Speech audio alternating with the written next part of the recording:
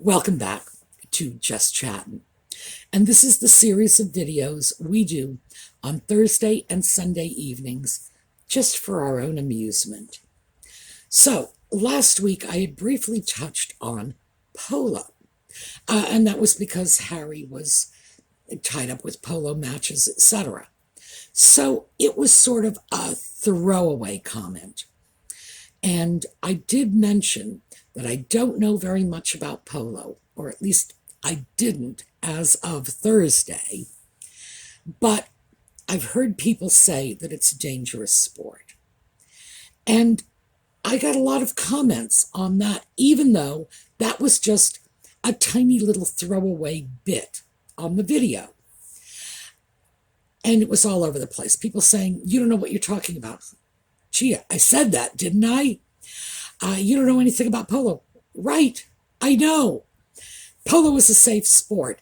Other people saying, wait a minute, Harry was involved with a couple of polo mishaps. No, it's not a safe sport. So, because there were so many comments, I thought it would really behoove us to take a look at this, especially considering that Nutmeg is touting herself as an animal rights activist, yet she is very high profile at Harry's polo matches. So let's take a look at this when we come back.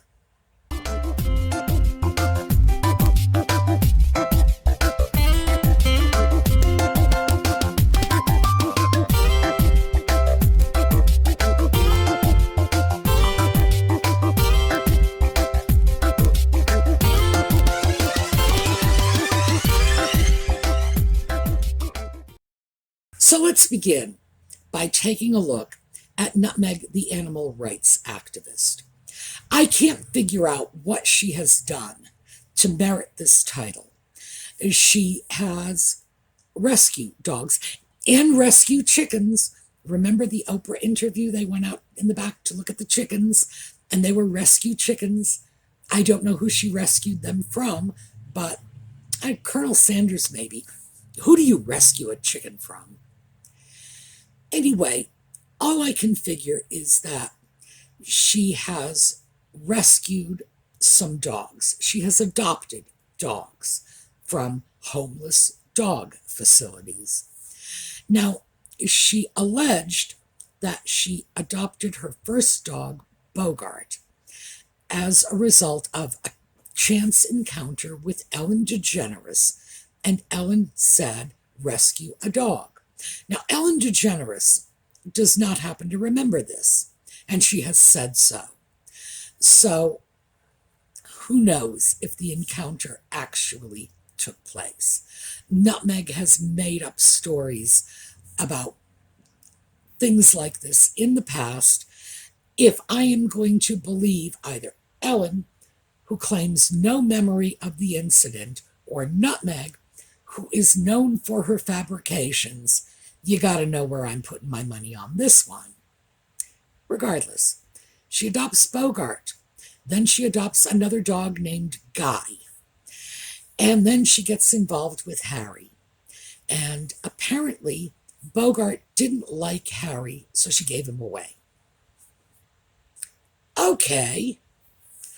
Well, that is so typical of the attitude some people have about the disposability of animals. Well, the animal doesn't fit in with my life anymore. It no longer matches my new sofa. My boyfriend doesn't like him. Gone.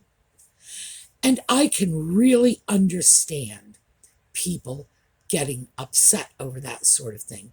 And when I say people in general, I mean people like the people at PETA getting upset over the casual discarding of animals, which is what she did. And then she goes to the UK and adopts yet another dog. Wait a minute. We got rid of one, brought one, get a new one.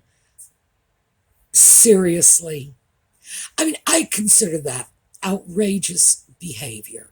I actually know someone who does that sort of thing. And whenever she is between pets, she will say to me, I'm thinking about getting another bunny. And I'm thinking to myself while she's saying this, I need to go break her fingers so she cannot pick up the phone and call up to get that bunny. Because I know what's going to happen to the bunny. I see this sort of thing and it frankly just repulses me. When you adopt an animal, you are making a commitment. And if you find you cannot keep an animal any longer, you have a responsibility to return it to the organization you got it from. Usually they require that. She did not. She gave it to friends. It's like, why? And it's not that she couldn't take care of the animal. It was that she chose a relationship with a ginger sock puppet up. Oh my gosh, of all things, over the dog. And of course, the story was put out that the dog was too old to transport to the UK. But that story fell apart when, after Meghan, Ginger went back to Canada and she could have reclaimed her beloved dog, but she didn't. And then it's like, well, the dog doesn't get along with Harry. Well, toss Harry out. Trust me, in the long run, the dog's going to be a better friend to you. Meanwhile, she goes to the UK. The other dog, now it's Bogart, is the one that was given away. The other dog is Guy. Guy is apparently hit by a car, 2 broken legs. This was pretty disastrous. And I gotta wonder where this dog was in the first place, that he was able to get hit by a car, because that suggests to me that the dog was not on a leash, was not properly controlled. But hey, we get a third dog. And people just keep giving this woman animals. I don't understand why. Probably because she goes up to them and says, I'm an animal rights activist. No, she is no better than that crazy woman I know who just adopts animals, gets sick of them, and gives them away to people. Sorry, I have no patience for that. I love my dear, dear, dear little Audie. There are times when he just, like the time he started shredding the wallpaper. And I thought to myself, I'm going to cook you in a pot. But of course I didn't. And I didn't even scold him. He's a cat. What does he know? So I just brought him into the bedroom with me and cuddled him on the bed for a while. You don't get rid of your animals like that. If you're going to take an animal in, it is a permanent commitment, a commitment for life. That's all there is to it. Apparently Nutmeg doesn't think so. And of course, her commitment to the Mayhew Animal Charity in the UK, that stopped. She's no longer whatever it was she was to them. She wasn't a royal patronage. She was a supporter, I guess. She's no longer in that role anymore. And they were getting a whole $10 a month from her. Wow, I bet this really hurts. And of course, when one of the people involved with the Mayhew Animal Charity died, naturally, Nutmeg milked that for all it was worth, writing this long, passionate letter about how she's going to miss her dear, dear friend. Funny, he never mentioned her in any of his social media. YouTubers have looked that up. She never mentioned him to anybody before this eulogy. So, no, nothing but a photo op. What can I tell you? However, she married into a family of hunters. That's what the royal family does. They go out, they shoot stuff. It's their whole social class. These people have guns, they kill things for sport. I can't get behind that. Now, obviously, if you kill something because you're going to eat it, you're not going to get a complaint from me. Not talking about that at all. But killing animals for sport, no, no. I can't get behind that. I'm sorry. No, draw the line there. I do I do like animals way too much to think that they ought to just be hunted for the heck of it, especially something like a fox. I don't know anyone who has ever eaten a fox. I don't think people eat them. Just go off and shoot them. Why? Why? All right.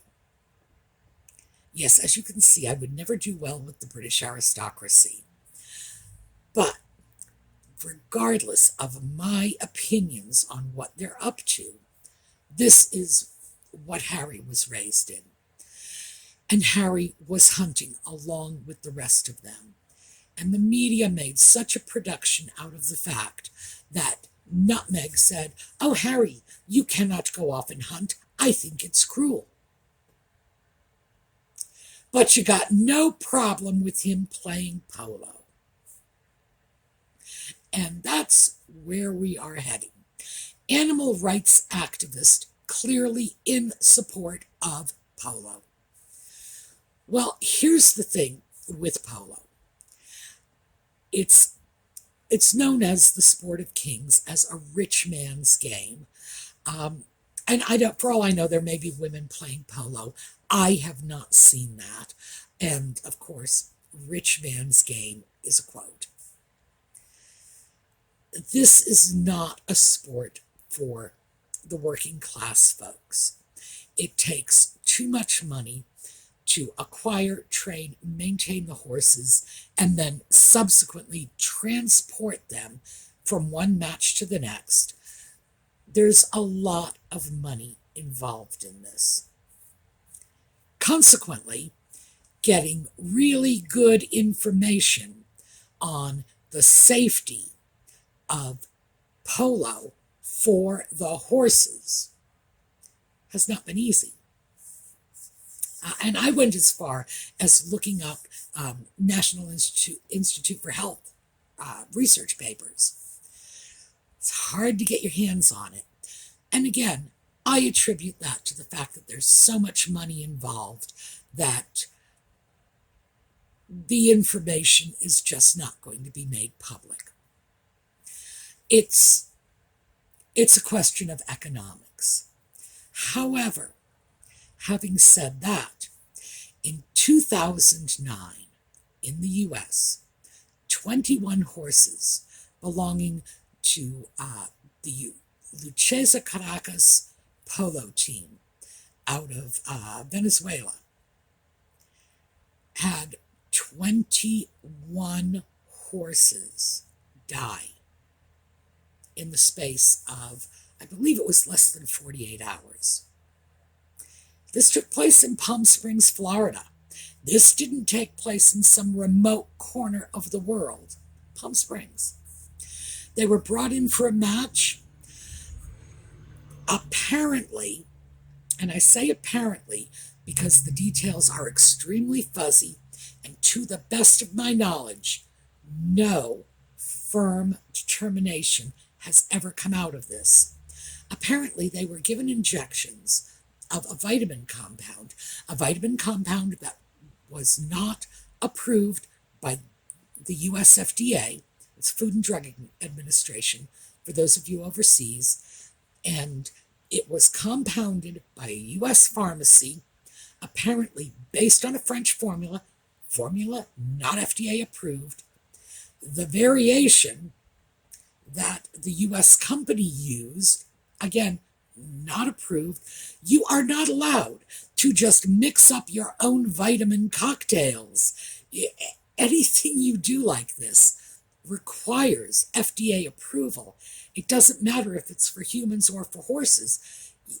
You just can't shoot a horse full of whatever you please. So 21 horses get these so-called vitamin shots. 21 horses are dead. Allegedly, it was a mistake on behalf of the pharmaceutical company that created the compound.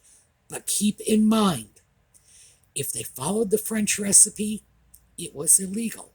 If they made up their own version of the French recipe, it was illegal. Doesn't matter. Whatever they were doing was against the law. Apparently, they made a mistake. The suspicion was that it was too much selenium, but the necropsies were not showing definitive results. And apparently, if you shoot a horse full of enough selenium to kill it, it ought to show up in the necropsy, right? The pharmaceutical company didn't go out of business. They were bought out about 10 years later by a larger pharmaceutical company. Lord only knows what happened. 21 dead horses. You would figure somebody would be kicking up a fuss, especially considering the fact that these horses are worth upwards of $100,000 a piece, right? So we're talking 2 million plus in horses. But this is not an isolated incident, because in 2018, 16 polo ponies died while they were being transported from Tasmania to Australia for a match. And the information I've gotten is very much he said, she said, because as I understand it, the matter is still being litigated. But again, we're talking a huge number of 16 horses. This is no small amount of horses. And again, if you take just that figure of $100,000 per horse, well, it's $1.5 million US and over 2 million Australian dollars. We're talking not a small amount of money. And once again, it's Australia. This isn't some backwoods hole in the ground. Australia and the United States are not just countries that are well entrenched in the 21st century. We are the 21st century. Thank you very much. How can this happen? Why isn't there a bigger hue and cry? Well, I have to say that with polo ponies dying in such significant quantities and so little being done about it, in fact, so little attention being brought to it, I've really got to question what is going on in the world of professional polo. But it doesn't stop there, because you see, Harry personally was involved in at least 2 incidents of problems with animals. Just going to leave it at that. He was investigated for animal cruelty, but the investigation naturally cleared him. He's the Queen's grandson. Of course, he's going to get cleared. The first was, I believe, in 2010, when he was riding a horse in a match, and the horse experienced distress. He rode it off the pitch, and it promptly died. Period. They said the horse had a heart attack. I don't know. I really don't know. I would certainly have to say this was a horse that clearly expired in the middle of a polo game, even though Harry had gotten off the horse and gotten onto another one in the meantime. The horse still died in the middle of a match. Thank you very much. Yeah, worrisome. Another one, certainly not as problematic, because the horse was simply injured, not killed. But we've got photographic proof of this one. This is Harry in a match about a year later. And if you notice in this first picture, there is a blood stain on the horse's side. Take a look at the close-up, and you can see it was Harry's spur. Apparently, he was a little too enthusiastic with his spur. By the way, I understand he still uses spurs, and it is generally considered, although allowable, not the best of practices. So, we have Harry red-handed in a situation that clearly shows the animal was injured because of Harry's use of spurs. There's no way you can spin this. Absolutely no way. This is beyond a smoking gun. The man is on the horse's back. His spur is right there at the injury site. What, you think fairies came down and did this with their magic wands and fairy dust? No. Harry gouged into that horse's side with his spur and drew blood. What's troubling about this is those aren't sharp spurs, those are blunt spurs. It's a round ball. Imagine the force you have to use to draw blood with a blunt, round spur. Horrifying. But what we're talking about is Nutmeg, the animal rights advocate, supporting her husband and his polo. She's there at the matches. She's sitting there and smiling and watching and cheering him on in a sport that has resulted in massive deaths of large numbers of horses, as well as clear injury to a horse Harry was riding, not to mention the horse that died in the middle of a match, Harry's horse. You could probably make excuses, make justifications. The horses that died in Palm Springs and in Tasmania were not actually on the polo pitch when they died. Of course, they would not have been in the stables in Palm Springs or in transport to a match had they not been polo ponies. So, you can make excuses if you want to, but I think it's very, very clear. This is a sport that is very dangerous to the animals. It's either directly dangerous, as in the case of Harry and the two horses, or it's indirectly dangerous in the case of the 37 horses that died in just two incidents, responsible for the deaths of 37 horses. Indirectly responsible. And we don't know what happened to them.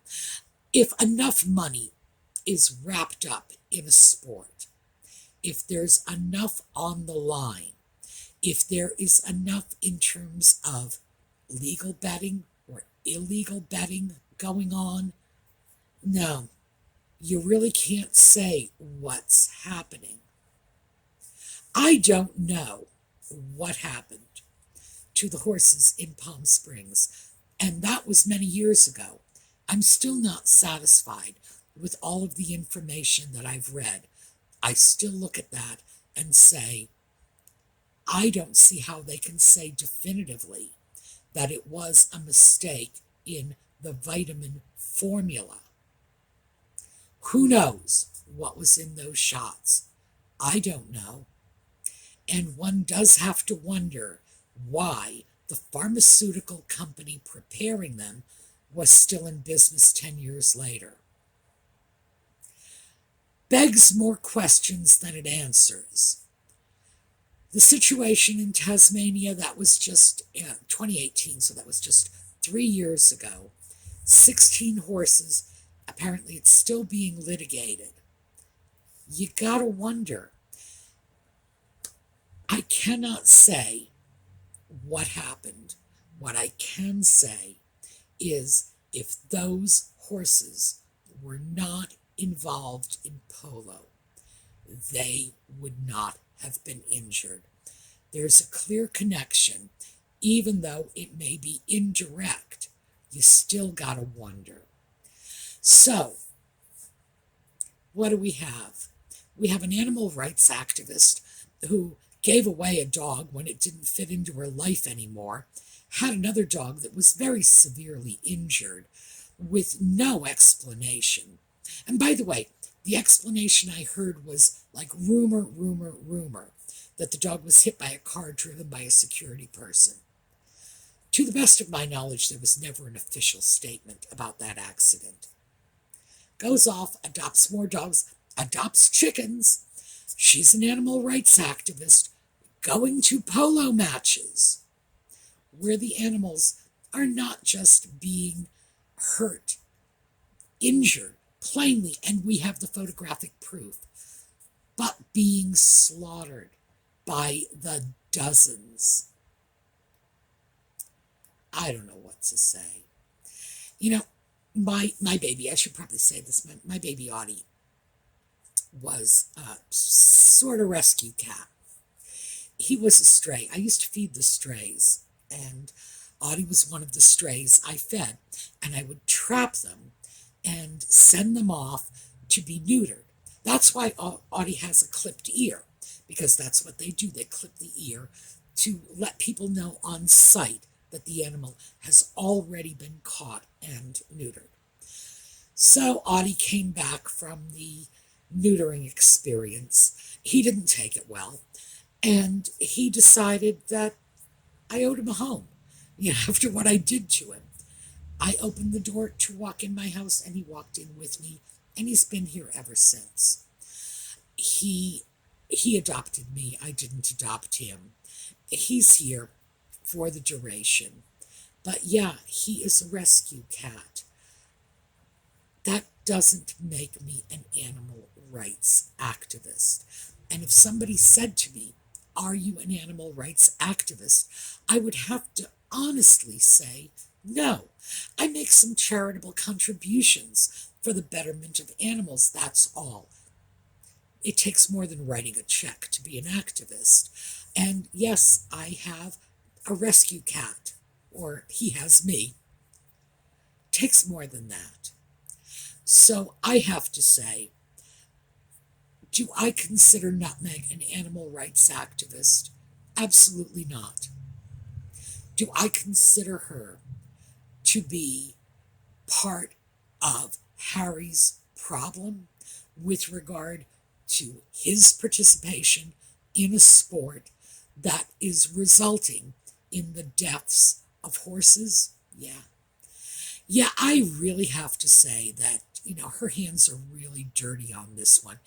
Harry's are dirtier, but hers are far from clean. And I don't think anybody can legitimately look at her history with animals and say, this is an animal rights activist. So, in the comments, let me know your opinions. By the way, if any of you have more information on whatever happened to all of those poor polo ponies, do let me know, because I would love, if nothing else, to find out why our respective governments, the US and the Australian government, are not more concerned with such large numbers of horse deaths. All right, that's what I have for you this week. We're going to take a look at a slideshow on the way out. I will see you again next week for more Just Chattin'. Have a terrific day.